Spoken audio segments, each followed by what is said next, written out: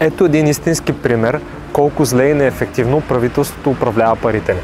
Преди няколко години разработвахме бизнес в Белгия и там, зареждайки на една бензиностанция, се заинтересувах как мога да си купя винетка. И разбирам, че в Белгия отдавна са махнали винетките и пътния данък. Целият разход за поддръжка на пътищата влиза в консумацията на горивото. Просто вдигат с няколко стотинки, няколко цента цената на всеки литър гориво и вътре в това е включен целият разход за поддръжка на пътищата.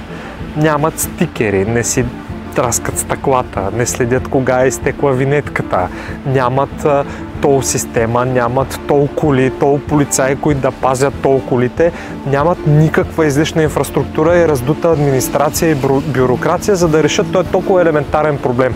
Не се занимават сега Байван, като си ходил на село, дали трябва да си купува винетка, ама ти като имаш малка кола, ама другия като има камион. Когато имаш по-голям автомобил, той харчи повече гориво и ти плащаш по-голям дял от поддръжката на пътища.